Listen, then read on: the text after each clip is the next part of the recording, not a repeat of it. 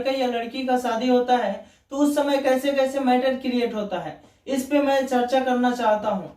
देखिए, लोगों को लगता है कि बेटी वाला कितना कम देता है, क्या देता है, नहीं देता है, इस पॉइंट पे मैं चर्चा करना चाहता हूँ। ये लोग कहते हैं कि दहेज में कुछ नहीं मिला, ये नहीं मिला, वो नहीं मिला, बहुत सारी तरह की बातें करते हैं कि मुझे ऐसा सामान मिला, अच्छी तरह से सामान नहीं मिल पाया। और एक बात मैं बताना चाहता हूँ कि जो माता पिता आपको दहेज की जो चीजें देते हैं, मतलब जैसे कि पलंग देते हैं, पलंग या कुछ भी देते हैं, तो आपको पता होना चाहिए कि कोई भी माँ बाप अपने औलाद की खुशी के लिए, अपने बच्चे के लिए 40 से 50 हजार का पलंग खरीद कर देते हैं, 40 से 50 हजार, ठीक है। और फिर भी लोगों को लगता है कि कितना अच्छा नहीं है, सस्ता है, वगैरह वगैरह, फलाना ठिकाना, बहुत तरह की बातें आती है उनके दिमाग में। लेकिन एक बात मैं निश्चित करना चाहता हूं, आपको पता होना चाहिए, खुद ही भले वो माँ बाप चौकी पे सोते होंगे, लेकिन अपने बच्चों के लिए 40 से 50 हजार का पलंग खरीद कर देते हैं। उस समय कहाँ रहता है लोगों का समझदारी? किस समझदारी की आप लोग बातें करते हैं? कौन सी समझदारी की बातें करते हैं? मुझे तो समझ में नहीं आता है कि लोगों को इतना लालची हमारा समाज क्यों हो गया है। देखिए, अगर शौक, कोई भी शौक पूरा करना है तो दहेज की चीजों से शौक पूरा नहीं किया जाता है। अगर आपको लगता है कि हमें कोई भी शौक पूरा करना है तो उसे आपको अपने पैसे से पूरा करना होता है। लोग तो डिपेंडेंट रहता है कि शादी होगा तो उस दहेज में हमको ये मिलेगा, फलाना ठिकाना, बहुत सारी चीजें, कार लेंगे दहेज में, बहुत सारी चीजें का अपेक्षा, एक्सपेक्ट रखा रहता है। लोग की एक्सपेक्ट करता है लोग की मुझे ये मिलेगा, वो मिलेगा, फलाना ठिकाना ढिमका, बहुत तरह की बातें करता है। लेकिन आज मैं इस बात को क्लियर बताना चाहता हूं, जिन लोगों को लगता है कि हम उस काबिल हैं, तो अगर आप उस काबिल हो, अगर आप कार के काबिल हो, तो उससे पहले आपको कार ले लेना होगा। वो आपकी क्षमता, अगर आप शौक करना चाहते हो तो कभी दहेज के पैसे से शौक पूरा नहीं किया जाता है।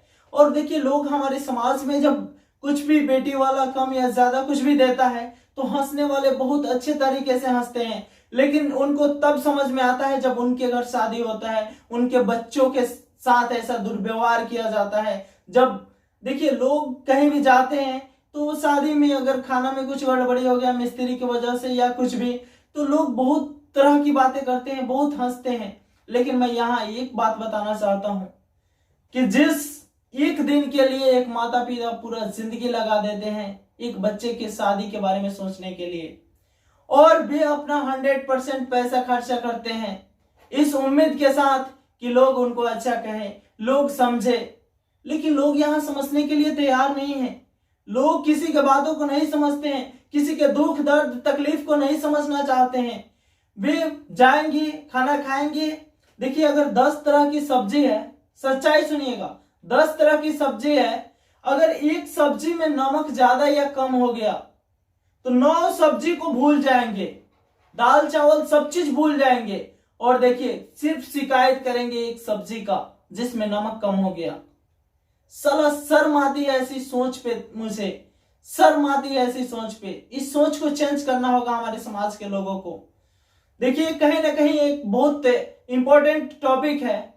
देखिए, कोई भी व्यक्ति, यदि आप दूसरे के समस्या को आप खुद पे लेकर समझे तो मुझे लगता है कि आप अच्छे से समझ सकते हैं किसी भी पॉइंट को। और किसी भी पॉइंट को अच्छे से समझने के लिए आपको खुद ही प्रयास करना होगा कि हम इस पॉइंट को, इस मुद्दा को कैसे समझे, तब जाकर हमारे समाज में आपकी सोच, हमारी सामाजिक सोच हो सकती है। नहीं तो वही भी नीच सोच आपका हमारे समाज को और बदतर स्थिति पे लेता जा रहा है।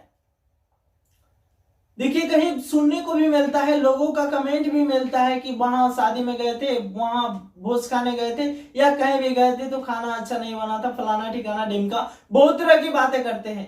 लेकिन हम यही बात पूछना चाहते हैं, यदि आपके घर मिस्त्री की वजह से आपने 100% सब सामान दिया खाना की व्यवस्था के लिए, लेकिन मिस्त्री अगर गड़बड़ कर देता है, नमक ज्यादा डाल देता है, वहां पे आप क्या कर सकते हैं? उस समय तो आप शिकायत नहीं कीजिएगा, खुद का शर्मिंदगी महसूस करनी चाहिए कि दूसरे के दरवाजे पे जाकर आप लोग ऐसे अनाप शनाप बातें करते हैं। शर्म आनी चाहिए उस हर एक व्यक्ति को जो सुन भी रहा है, उसे भी अगर ऐसी विचारधारा से वो बिलोंग करते हैं तो इस विचारधारा को, गलत विचारधारा को आपको चेंज करना होगा। और आपको कोई भी लक्ष्य है तो आप खुद से प्राप्त कीजिए, खुद के पैसों से उसे अचीव कीजिए। कोई भी शौक दहेज के पैसों से पूरा नहीं किया जा सकता है हमारे समाज में। लेकिन कुछ निकम्मा लोग उस पर डिपेंडेंट रहते हैं कि यहां से हमको सोना का सिकड़ी मिलेगा तो पहनेंगे। लेकिन साले अगर तुम्हारी औकात है, रियल में औकात है, तो खुद से खरीद कर पहनो ना, उस पर डिपेंडेंट क्यों रहते हो? शर्म आती है ऐसी व्यवस्था को देखकर कि लोग ऐसे सोचते हैं, डिपेंडेंट रहते हैं। डिपेंडेंट कहीं ना कहीं नहीं रहना चाहिए।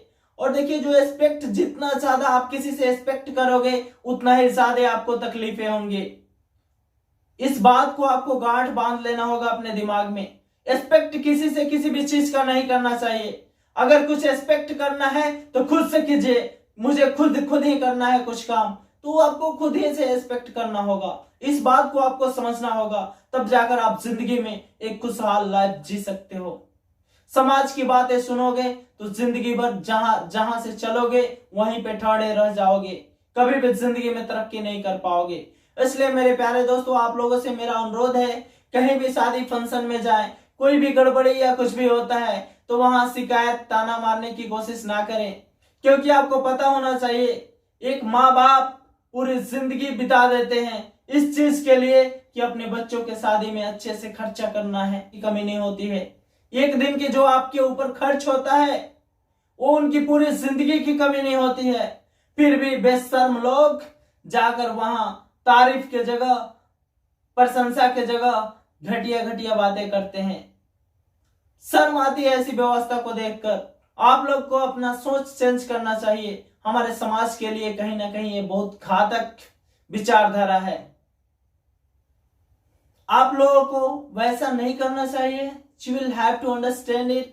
Okay, my dear friends, I'm requested to all please care about it, and thanks to all.